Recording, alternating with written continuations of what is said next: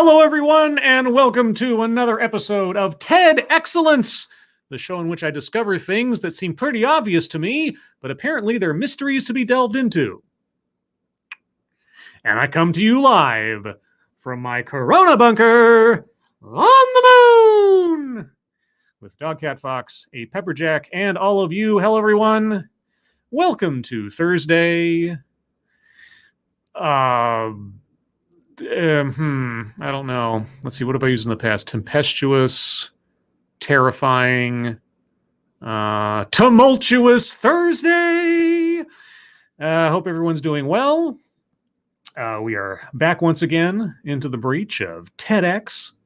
And this one, this is a mystery box one. So as you may have noticed, oftentimes I will collect TEDx's based on the title. They tell me something very specific about what the person's going to be talking about, an issue or a subject or a theory or who knows what. And then there are those where the title itself makes me go, huh? And my curiosity gets the better of me. And this title, Why Vulnerability is a Human Thing, at once both made me feel like I was being condescended to, as though I need to be told that the capacity to be vulnerable, and I am assuming emotional vulnerability here because everyone is vulnerable in the physical sense, was a human thing. But I was also sort of asking myself, well, it can't be that simple, right? There's got to be something more to it. So what is he talking about? I don't know. So that's what we'll hopefully find out today. But before we get into that, who is joining me on this journey of self-discovery of things that have already been discovered? Why, that would be Mata Winter, hello. Mr. E, hello. Jaeger Pony, hello. Fun Time Bats, hello. Dr. Keeve, hello. Lexi Mads, hello. Zeke Weiss, hello. Texas Attorney General, Secret Agent, hello. John Miller, hello. Swirl Blue, hello. Zalbla, hello. Seftus Wolf, hello. Always Lost on Nothing Else, hello. Brigid, Burgud, hello. Spyro Girl, hello. Jamie Melquist, hello. Mike R, hello. Brittany Holland, hello. Deco, hello. Nobody Not Me, hello. And Sabian 187, hello. Simon Willikins, hello. Shiro Gorath, hello. Megan Ring, hello. Mr. Tickle Trunk, hello. Corey A.B., hello. Corey Suzuki, hello. Check Your Logic, hello. Mr. Tickle Trunk, thank you so much for the Dogcat Fox. Hiya, Dogcat Fox. Wowie, wow, wow. Dogcat Fox says hello. Bruno Montiero, hello. And Debatefly, hello. Mike Savage, Blarg. Gwyn Plain, hello. All right, well, with all that as preamble, get your bingo cards ready. Bingo card today is card A as in arrogance, from the poll on Twitter. If you would like to take part in deciding what the next bingo card will be for the next TED Excellence, be sure to follow me on Twitter. Links in the description. Did I sound professional and all polished there? I'm just making this up as I go along, I swear to God. Anyway, with all that being said as preamble, start off with a few seconds for sound test. You guys tell me if you can hear this, and then we'll proceed to learn that vulnerability is a human thing. Wait, does that mean our speaker... No, I don't want to make any guesses of lizard people quite yet. 10 years ago. 10 years ago. It was a very good year. I'm looking at that TEDx on the stage and the structure of it behind there, and the first thing I thought of was like one of those plastic milk crates.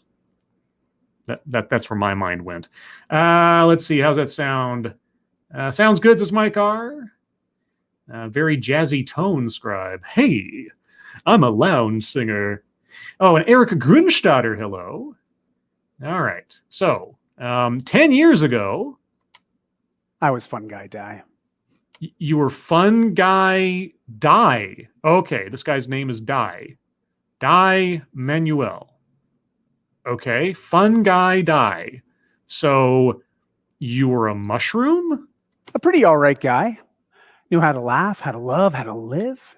Uh-huh. The life of the party. Yeah, and then? But underneath that 33-year-old exterior, yeah, he was afraid. Uh-oh.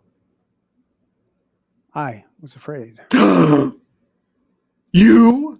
Of all people? You? Oh my God! Pasting a smile on my face, I believed I could manage the daily emotional trifecta of stress, depression, anxiety. Believing that pain and shame were emotions that stuffed deep down into the dark crevices of my being. Oh, is this going to be a toxic masculinity lecture? I see the clouds on the horizon. I can see the storm coming. Do I avoid it? Do I dodge it? Do I seek cover? No. I charge bravely into the breach of the tempest to come. But all that changed on January 1st, 2010. Okay, and just to back up slightly, if he's about to relay to us a real story of tragedy and everything else, don't want to step, whistle past any graveyards here or anything. Thank you. This is Kyle. Hello, chat people and scribbles. Hello, Kyle. All right, what happened in January 1st of 2010? Feeling the sun slap my face, I remember squinting through the windows. I crawled out of bed. Hung over. Head pounding with the painful shame of realizing that I had just did what I swore I would never do again. Disco?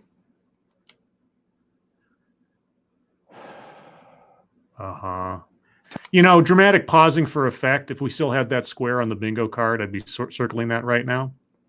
But we don't, so I won't. And I'll back up a second since I did cut him off. Tiny laughs echoed through the hall as I made my way to the kitchen. My wife looked at me. Yeah. But something's different.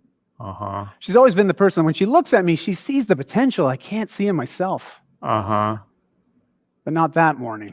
Okay. She slammed her coffee mug on the kitchen table. Mesmerized with Dora the Explorer on the TV. The kids didn't even move. This almost sounds like slam poetry after a fashion. Okay, Dora the Explorer slammed her coffee down, and then? Fear is eclipsing my typical feelings of regret and remorse. Okay. I'm afraid to admit the lies that I tell myself. I believe I'm a good father. I believe I can fly. A good husband, a good provider. But all those goods are quickly undone by another night of poor choices. Okay, so is this recovering alcoholic thing or something, I'm assuming, maybe?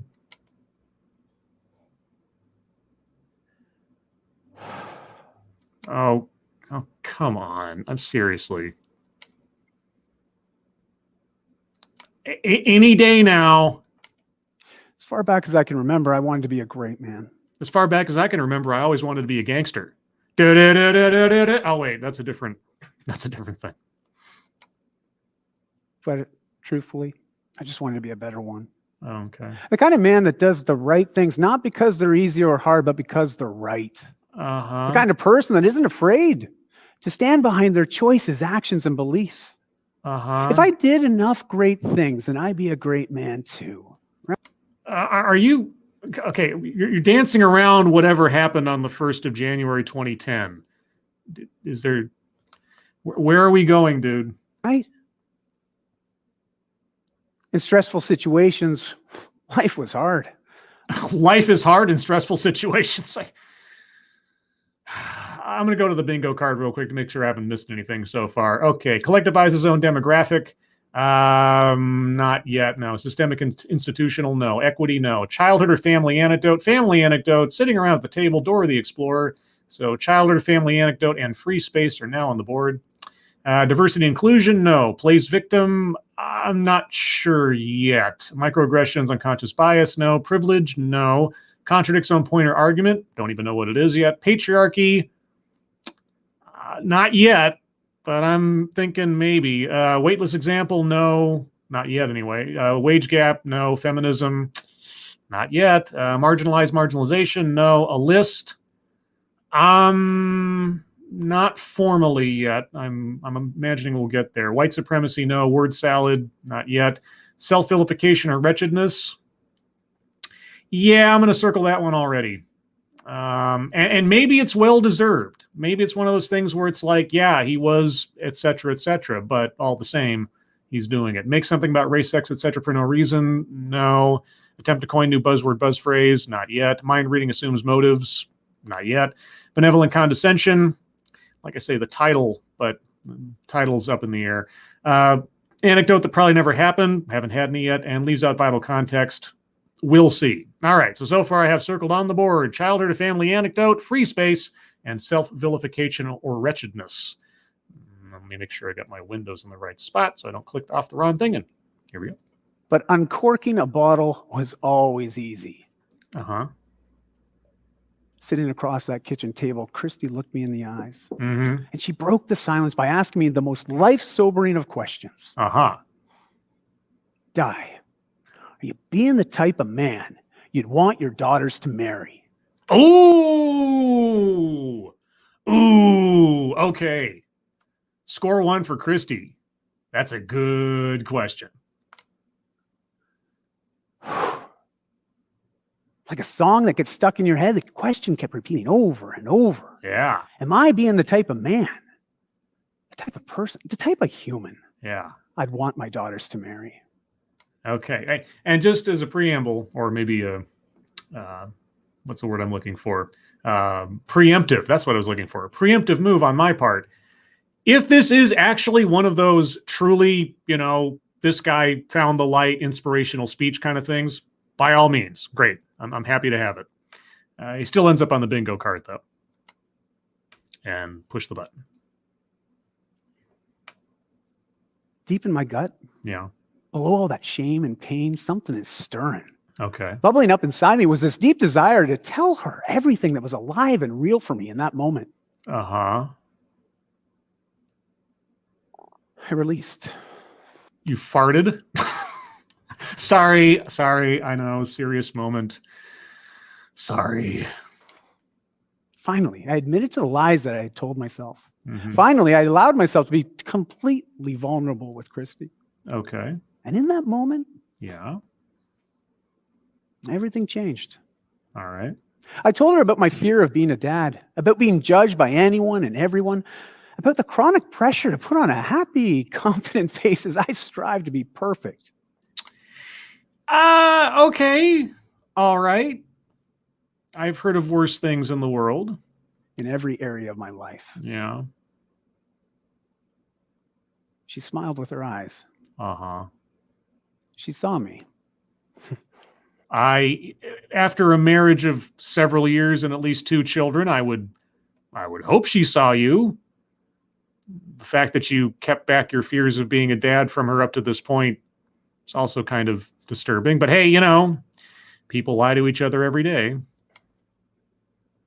I felt a connection. I would hope you did with your wife and mother of your children. I felt less alone. In place of all that fear and shame and guilt, was trust and understanding. Did that not occur at any point during the vows? For the first time in my life, I wasn't cringing while being vulnerable. I felt strong. Okay. On January 1st, 2010, I realized that sometimes you just have to let go of the idea of who you believe you are to start living as the person you want to be. Okay. Self-help city here. Thank you, Chicago Mike. Push the button, Frank. Yeah, push the button. I chose to be the type of man I'd want my daughters to marry. Okay. To be a better man. To be a better human.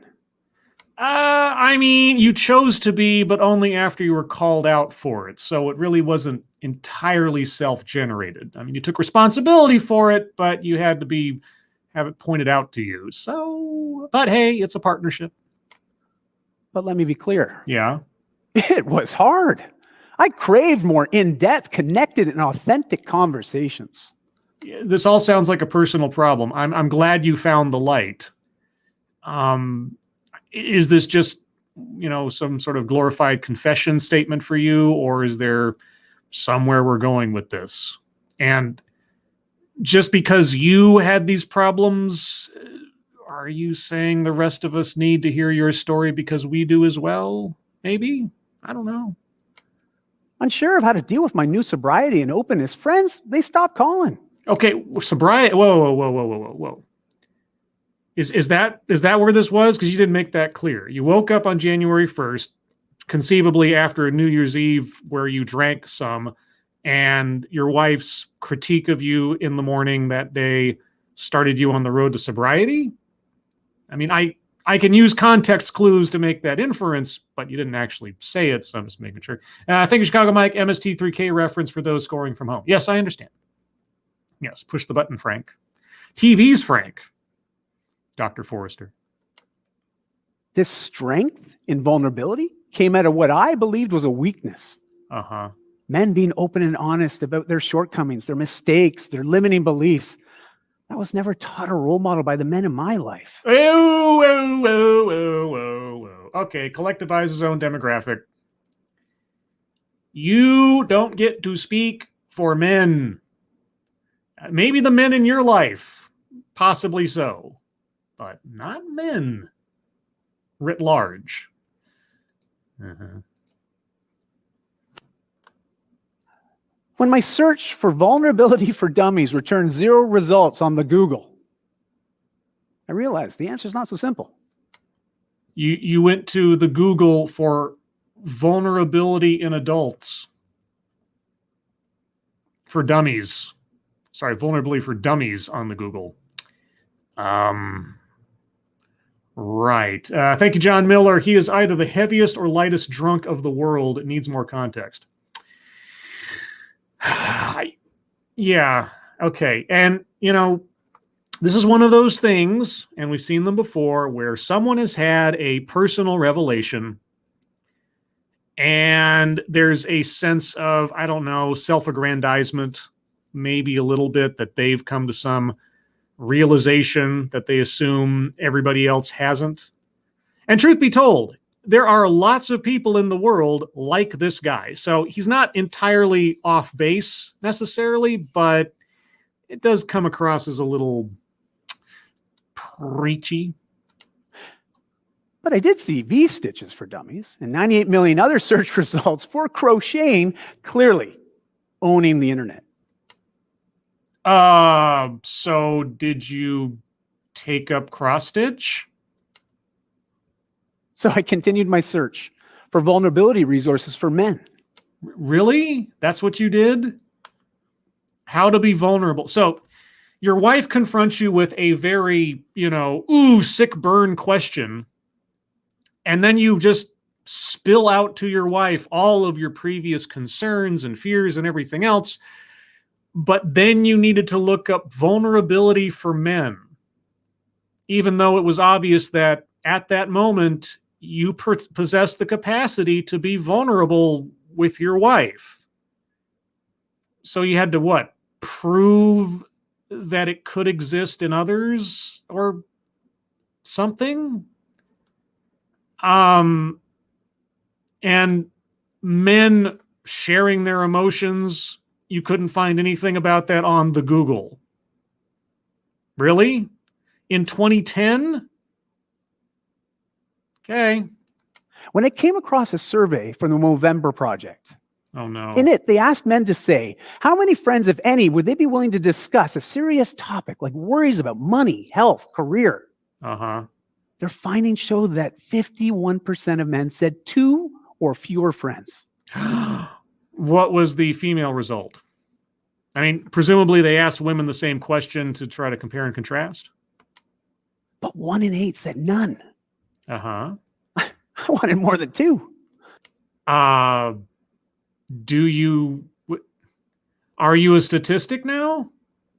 And what were the results for women asked the same question? Seeking to define what it means to be a great man, we quickly discover the term masculinity keeps. Oh, is the word toxic going to be in there as well? And what it means to be a great man, we quickly discover the term masculinity keeps popping up. Yeah. Worn like a badge of honor, adorned with words like strength, vigor, machismo. Yeah. There are traits more commonly associated with men than with women.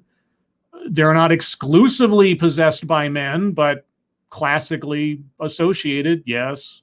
But nowhere did I see mention of vulnerability, openness, honesty.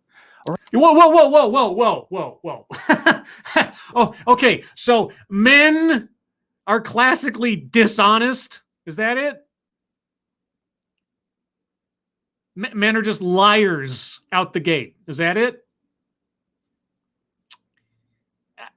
Okay. Nowhere did you see honesty in men. Really? Okay. George Washington,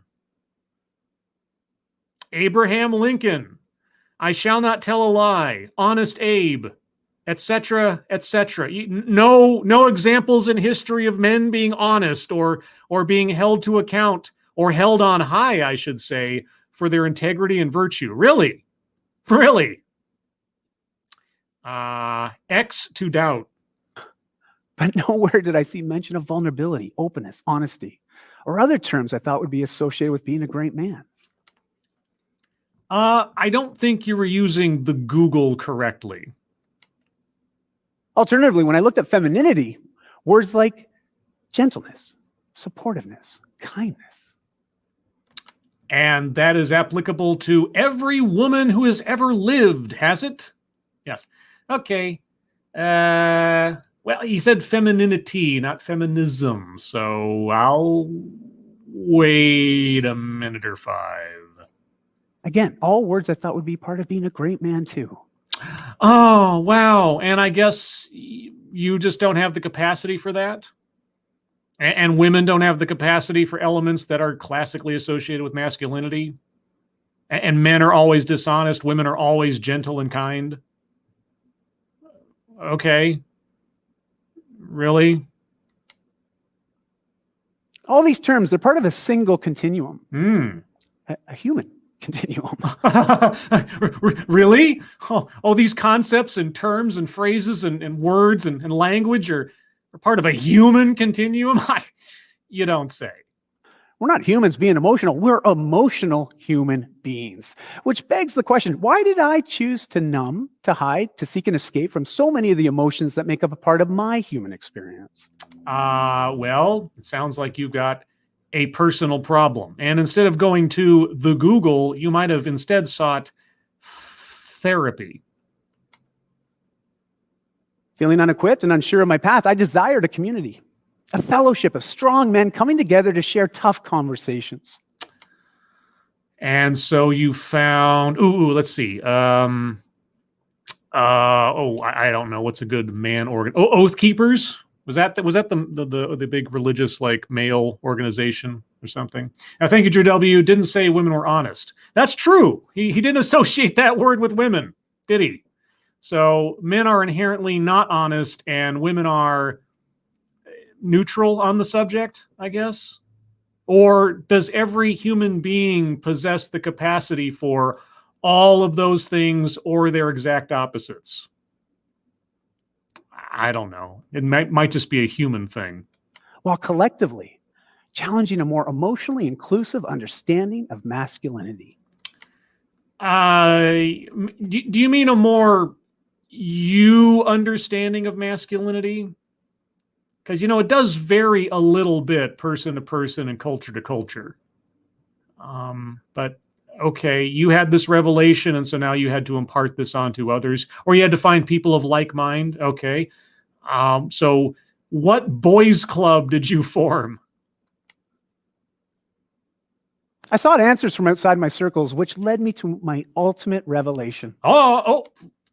Okay. What was it? What was your ultimate revelation? The ultimate one. Okay, this is it, guys. This is the big one. To create something simple, meaningful, impactful. There's a biblical verse that says, as iron sharpens iron, so one person sharpens another. Thank you, Chicago Mike. So this guy has been reading Men Are From Mars, Women Are From Venus. Well, no, in 2010, using the Google, he could find nothing that talked about male vulnerability. It just didn't exist. Ever. At all. It's never been discussed before 2010, and he woke up drunk or hungover. Thank you, Drew W. Saw a movie with men crying and testicular support. Yeah. Okay, so your revelation was reading a Bible verse, which is, apropos to Revelation, but I wanted a safe space where men could come together to challenge their beliefs on what it means to be a great man. Safe space. We used to have, I think, a square on the bingo card that was safe space, but we took that off a while back because it was so rare. Okay, so you wanted to create a safe space for men to share their emotions. Because men never share their emotions. They don't know how to. They're inherently, cold and calculating and dishonest. And okay, so what organization are you pitching from the TEDx platform? What it means to be a better man. According to you, right? In 2018, while I was living in Bali with my family, I shared the idea with my good friend Nick Wood. I'm just curious as to how we got from wherever he was to Bali, or what that circumstance was. I guess it's not inherently important to the conversation, but that was quite a jump. Okay, so you and Nick Wood were talking like men about making a vulnerability club. Mentorship Mondays.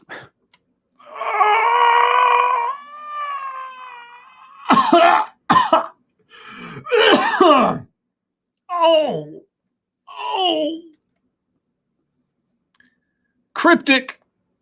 You might have been given a run for your money. That hurt.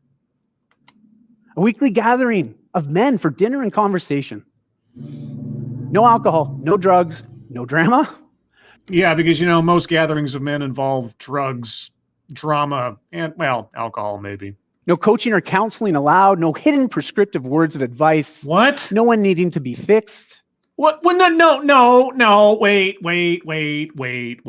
You want to create a safe space for men to be yada, yada, yada, but they don't need to be fixed. They're not there for counseling. Nope. No, sorry, you lost me. Because nobody is broken. Really? Nobody's broken? Well, then do tell, what was the point of your wife's criticism on January 1st of 2010? If you are not someone in need of fixing, why did you bother changing your ways? Simply a group of men coming together to share openly and honestly without the fear of being judged or having what they share used against them. And what if somebody decides they just want to sit back and hang out and not have to have heart-to-heart talks? Is that okay? Do they have to participate? You don't create a safe space with an agenda and not put pressure on people to participate. I mean, that's inherently a bad thing. I'm not saying that, but all the same, let's not pretend that this wasn't a counseling session. Mentorship Mondays? Come on. Oh, yeah. And most importantly, the Higgins rules apply. What? What happens at Mentorship Mondays stays at Mentorship Mondays. Oh, who was talking about the testicular support group earlier? We open every gathering with a question. Uh-huh. What's alive and real for you right now? Oh, it's not what are your pronouns? Oh, that's a step in the right direction. Then one man speaks at a time, sharing what keeps him up at night, sharing the good, the bad, and the great.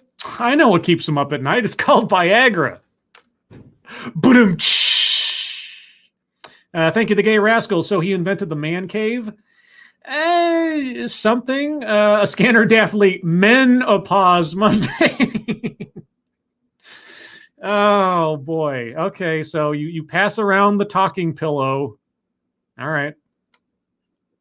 Creating a space that's safe and trusted where we can share the conversations about the wins, the struggles, the challenges we all work through, like obstacles with health, money, career. Yeah, those things that men never, ever discuss with other men.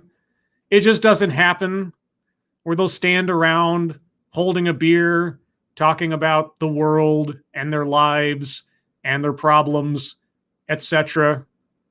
That never happens. Gall dang. Mm-hmm.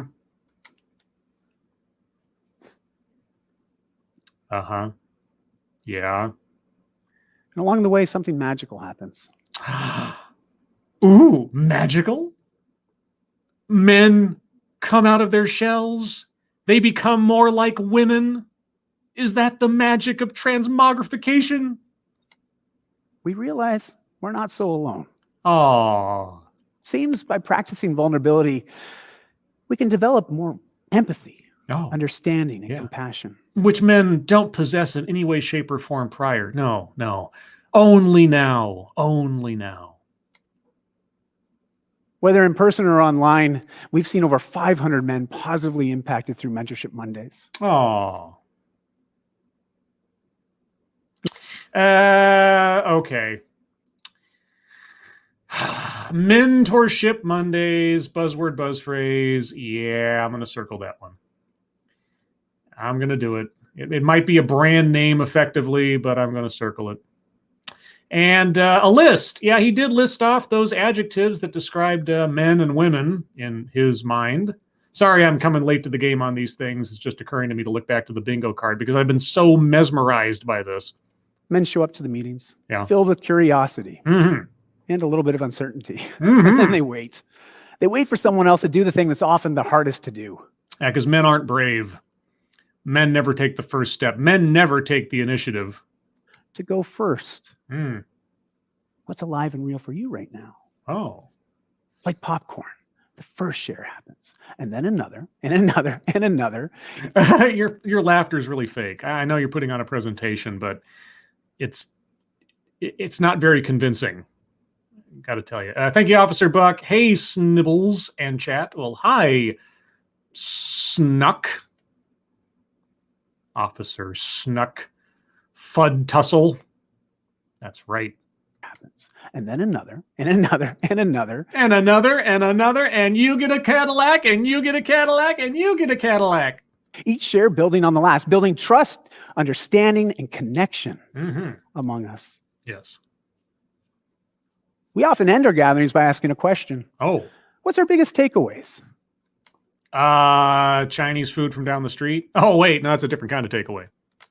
And the answer we hear again and again, I'm leaving feeling better than when I arrived. Oh, isn't that sweet? Thank you, Chicago Mike. A poker game with no beer? Yeah. By embracing vulnerability, men find more happiness and fulfillment in life. And we've all found more than two friends to share the highs and lows with along the way. Gosh, and this is just such a rare experience that no man has ever experienced before you. Thank you again, Officer Buck. Gasp. Well, I never what? Been made fun of before. You better take it like a man. My journey to becoming a better man started over a decade ago. It took you 10 years to become a better man? Okay. But how would I now answer Christy's question? I don't know. Di, are you being the type of person you'd want your daughters to marry? Did she say person or man?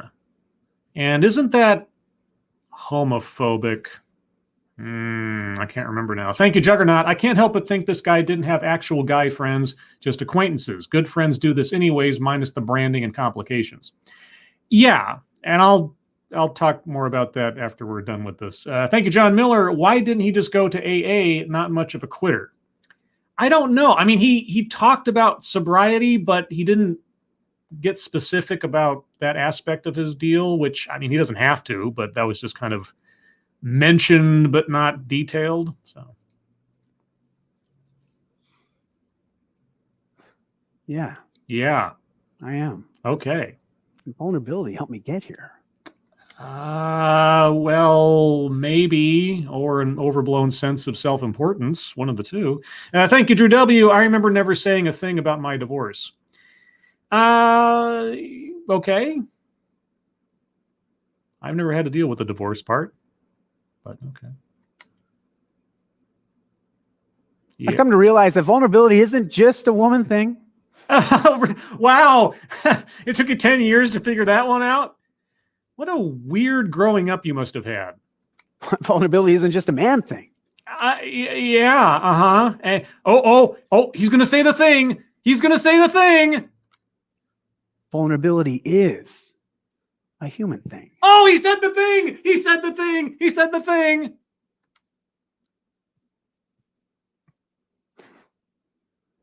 Uh-huh. Thank you. Oh, Jesus. All right. All right. Well, that was a lot of buildup with no payoff. All right. Well, there you go. Yeah. So our speaker, who apparently never interacted with any human beings from his birth until January 1st, 2010, wants us all to know that vulnerability is a human thing, and that men, if they are given the opportunity and just told that they're in a safe space, they will share their feelings with other men. If you can believe it. And maybe, just maybe, in this conference with other men, they too might learn how to be honest and compassionate and kind. Because as we know, men don't possess the capacity to be those things naturally or ever without being, shoved into it. All right, well, let us move on to the wonderful world of the bingo card. Let's see, do I have that lined up correctly? Yes, I do. All right, so let's review the bingo card real quick. And if there are any squares left to be circled, we shall circle them. Thank you, this is Kyle. The speaker has taken what he views as a personal character flaw, inability to be vulnerable, and projected it onto all men. He irritates me greatly. Yes. Yes, well, we'll cover that in a second with some more of these squares here. All right, so let's see. What's left on the bingo card? Systemic institutional. No, he didn't talk about systems. Not really. Maybe in the abstract, but I'm not. I'd have to be convinced. Equity. Well, again, it would have to be very abstract if he talked about the sense of vulnerability being a human thing, therefore an equitable thing. But I'd be stretching the meaning of the square a little bit. Diversity and inclusion. He didn't say the words that I can recall. Wait, did he say inclusive space? He did, didn't he? Yeah, he did. When he talked about his mentorship meetings, he did talk about an inclusive space, didn't he? Okay. Circle in that one and save and update that. Okay. Moving on. Plays victim. I'm hesitant to circle that one because we already got the self-vilification wretchedness thing. He's not playing victim to I'm trying to think. Did he ever directly blame the world for how he turned out? He said that he didn't grow up with men who acted that way, which might be kind of, but I think he was more putting the responsibility on him, not saying that he was the victim of some outside force. Or at least I don't recall that he ever did. So I'll leave that one uncircled for a second. Microaggressions, unconscious bias. He didn't use the words. Again, you can make the argument that sort of the assumptions about men are kind of an unconscious bias. Maybe. Privilege, no. Contradicts on point or argument.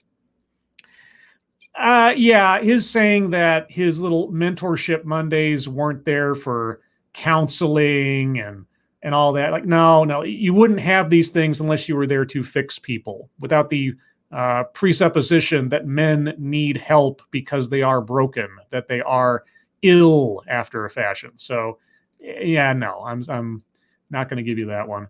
Patriarchy. I mean, he didn't really talk about the dynamics between women and men or make any accusations thereof. He talked about the differences in behavior and personality and so on, but he didn't talk about like the power struggle at all. So I'm hesitant to circle patriarchy and likewise feminism, because he talked about he compared and contrasted masculinity and femininity, whether it's accurate or not. He didn't talk about power exchange. And that's really where patriarchy feminism comes in when you're talking about the battle of the sexes. So not ready to circle either one of those. Weightless example. No, I mean, he didn't give us many examples per se. I can't think of one. I mean, what he said pertained to his presentation and argument. So, wage gap, no. Marginalization, no. White supremacy, never talked about race. Word salad, I mean, it was a lot of self-help fluff, but I understood what he was saying. So, yeah, make something about race, sex, etc. for no reason.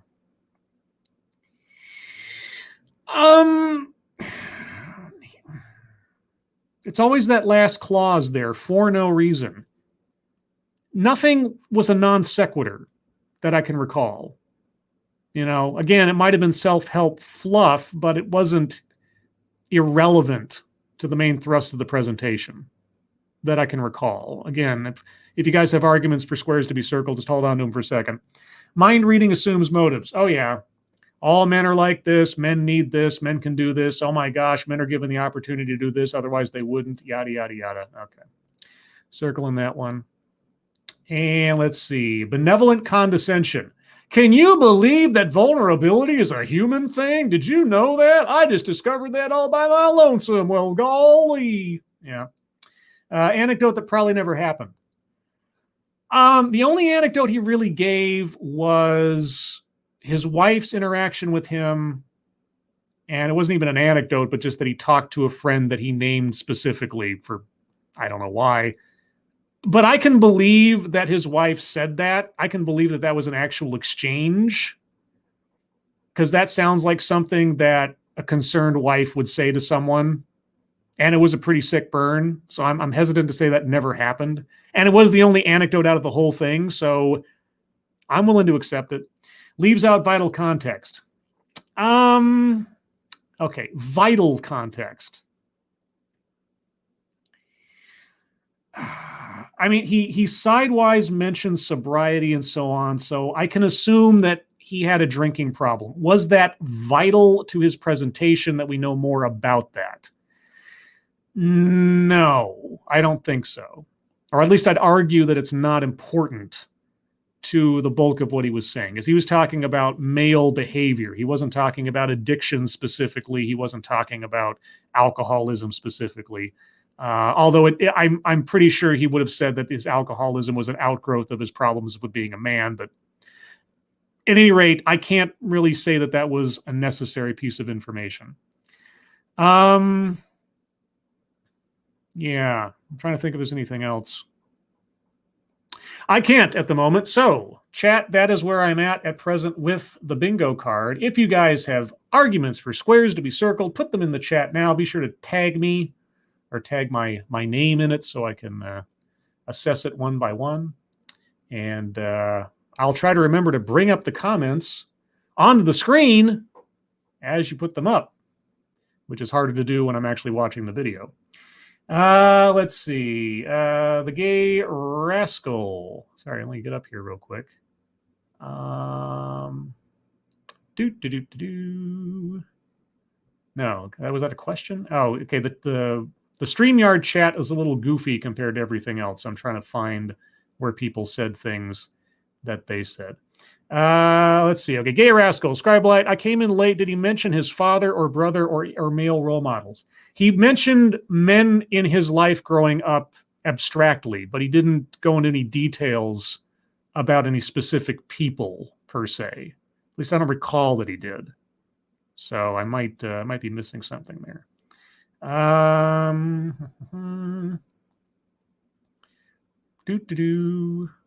Scribelight, you ignored me. We need to start over.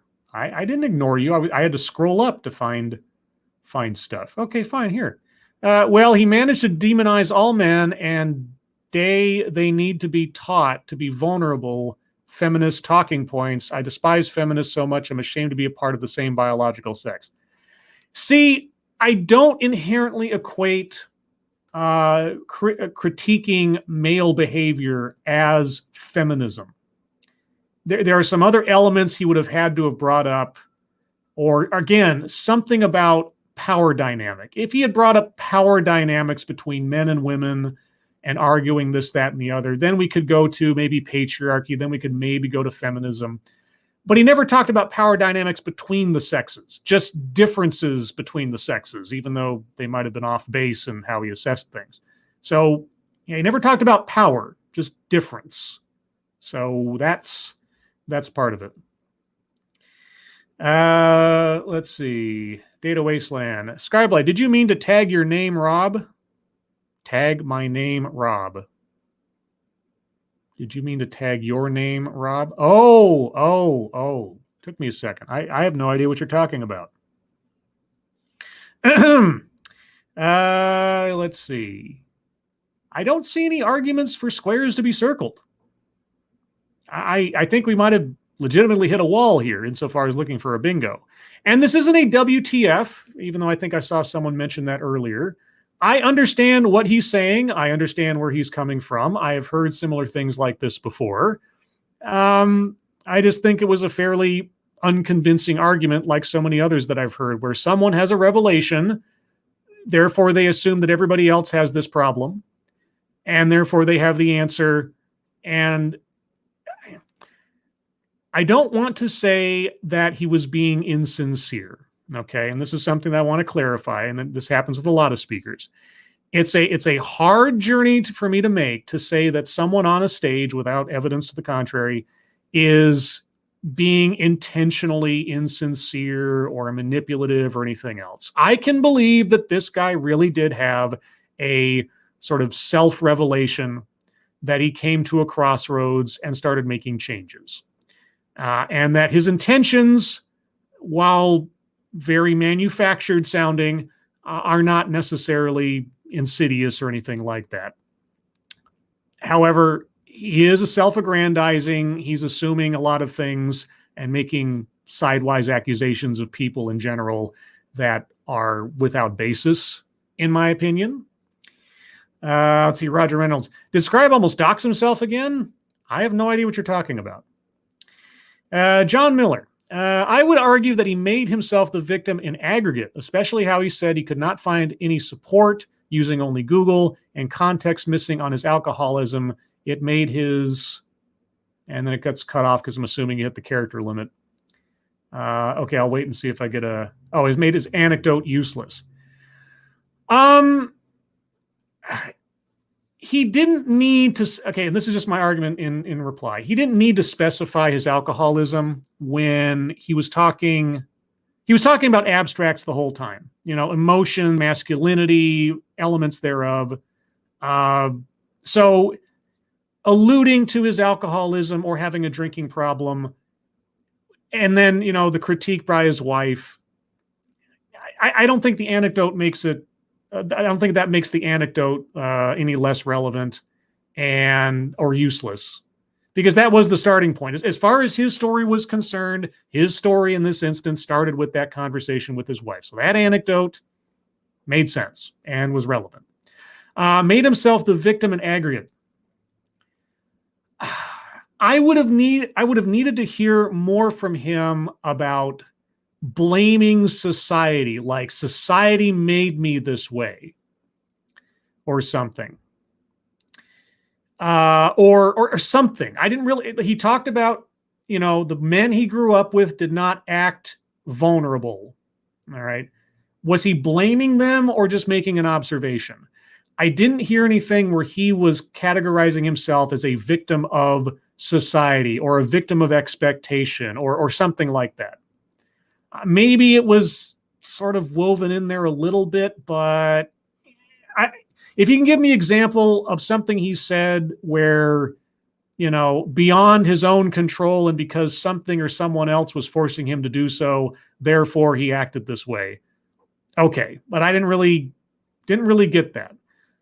The most you could say from what I remember him saying is that his role models growing up failed to teach him how to be vulnerable, which I have a hard time believing in the first place, but that's about as close as I think you could get. And I don't know if that quite cuts the mustard. Corey, is he suggesting that there's an institution that doesn't allow men to be vulnerable? Well, I mean, he seemed to be suggesting that the default for men was strong, stoic, dishonest, because he said honesty wasn't something associated with men. and on and on. So, I mean,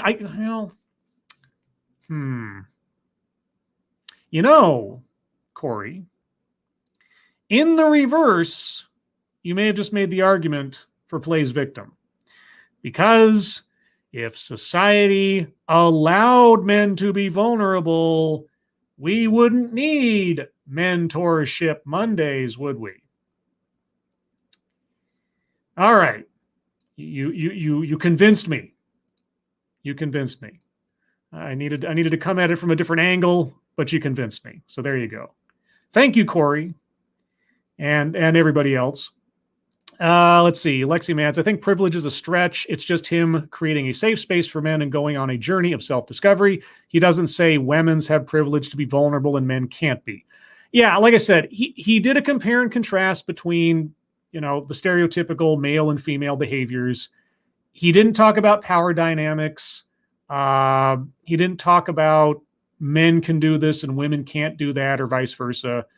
Insofar as like actions in society and that kind of thing. He's talking about behaviors and mental states and so on. So yeah, that's where it would disconnect for me for a patriarchy or feminism thing or anything else. Okay, so the only avenue left, as far as I can see, is weightless example. I can't think of one. If you guys have an argument, I'll give you the last couple minutes here to try to convince me that there's a weightless example in this talk. And again, it has to be an example that has no bearing or does not further his argument.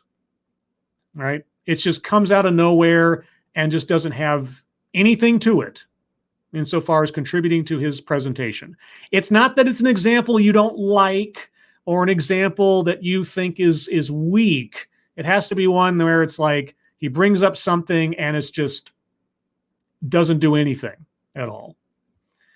Let's see. And Corey again, I think he also victimized himself, but that's just my own feeling, I guess. He did that more than taking credit for being a dude bro who drank a lot. Yeah, I mean, there was an element of confession here, and he did bring up Revelation. He did quote the Bible. So yeah, he's a victim of his own actions and behaviors and decisions and such. Projecting those same notions onto men writ large, that's where he loses me. His problems are his problems. He's not a victim of anybody except his own decisions. And he kind of came to that realization, but sort of in the wrong way about it. Like, trying to be a good man has led me here. And I'm being a good man means doing what I'm doing. Except that doesn't necessarily true, I mean, he may be a better man. He may be a better person, a better father and everything else, and good for him. I don't, if he's given up drinking, as he alluded to, if he's taken more of an active role in his being a father and so on, then fine. All credit where credit is due. It's the insinuation or accusation that everybody has to conform to your way of thinking, or that you assume that everybody else doesn't know what you've now discovered. That's the part that kind of makes me go, eh. And let's see, Lexi, Scribelight, men, you're all wonderful and you don't need to be fixed. Love me. Okay, now that's just absolutely incorrect. That's just as much as I won't go to the extreme of saying no men know how to be vulnerable. Everybody's got their problems. Everybody's got things to work on. I don't assume the worst of anybody on the basis of their genitals or their skin color. I take people on one at a time. But men as a quote unquote demographic are not inherently good and they're not inherently bad. They're not inherently positive. They're not inherently negative. It's one by one, case by case. And I know I'm kind of crapping on a compliment there, Lexi. I'm not trying to rain on your parade. I'm just trying to be honest. Lexi Mad says, I'm perfect, so I know things. Are you practically perfect in every way? Do you have a measuring tape for that by any chance? Along with your umbrella? Nobody, not me. I got fixed. I have enough kids. But And on that note, seeing no more arguments for a weightless example or otherwise, everyone, we're going to call that here. Not a bingo, just barely, almost there, but sometimes that happens. Either way, did we learn anything? Well, we learned something about our speaker, I think.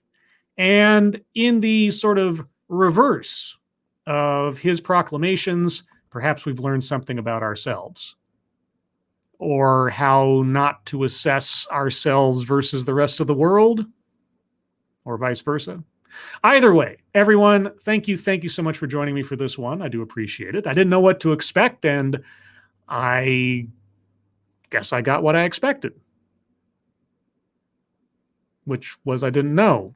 And so I got more than I bargained for. Anyway, if for some reason you'd like to hear more from me or Satsu 2 Cents, you can find the two of us tonight on my channel, this channel, at 6 p.m. Pacific, 9 p.m. Eastern, for another episode of The Lords of the Night, where we will talk about the news of the day, news stories that you submit, what we've been up to on the internet, and your questions and comments. Everyone, thank you again for joining me. Moderators, thank you for keeping an eye on things, even though everyone here is so well behaved that you guys have very little to do. Thank you all for your attention and argumentation, and everyone who donated, thank you so much for your generosity. Please, all of you, be safe and well. And if you're not well, please get well soon, and I'll see you on the next one. Take care. Bye-bye.